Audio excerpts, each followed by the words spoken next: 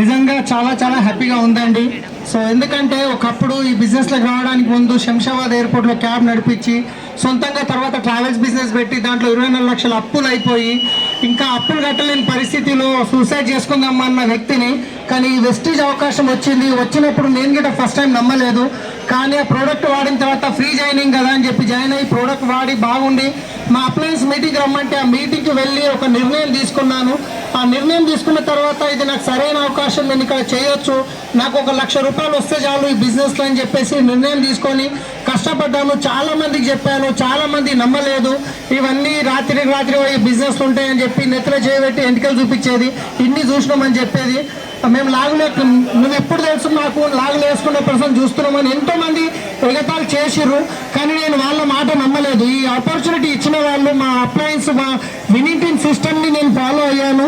₹1,00,000 రావడానికి 2 సంవత్సరాలు పట్టింది. కానీ ఆ 1,00,000 2 లక్షలు కానికే టైం పట్టలేదు.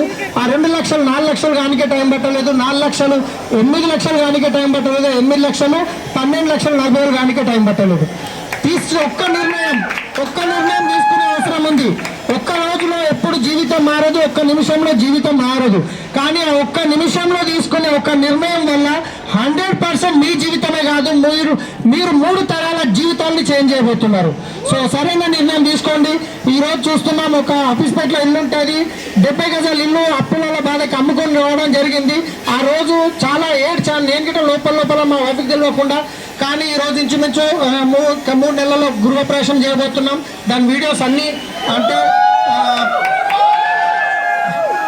ఇంటీరియర్ వర్క్ స్టార్ట్ అవుతుంది. అది అయిపోగానే నేను వీడియో చేసి ప్రొఫెషనల్గా వేసి అనౌన్స్ చేస్తాను.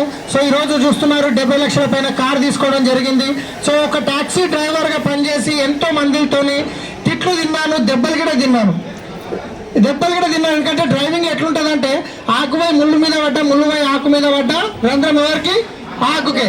నేను సరిగా పోయి ఎదుటొచ్చి వ్యక్తిని ఎవరైనా కింద పడిపోయినా పక్కకు పోయేటోడు వచ్చి నన్నే కొడుతుండే అనమాట. అలాంటి వ్యక్తి రోజు 70 లక్షల కారు తీసుకున్నాను. ఇది నేను తీసుకున్నాను గర్వంగా చెప్పట్లేదు. ఇక్కడ ఉన్న ప్రతి ఒక్కరు నిర్ణయం తీసుకుంటే తీసుకోవచ్చు. ఒక స్పార్క్ రావాలి మీ లోపల. మీ టీం గుర్తుకొచ్చిందంటే వెంటనే లేచి నిలబడాలి. 100% మీరు ఇక్కడ తీసుకోవచ్చు. ఈ వీడియో పంపిస్తున్న వాళ్ళతో మాట్లాడండి, సరైన వ్యక్తి మీకు ఈ బిజినెస్ లో సపోర్ట్ చేయడానికి. So thank you. మా అందరు అప్లైన్కి పాదాభివందనం, ఎస్టీ భార్య సార్కి అందరికీ థ్యాంక్ యూ.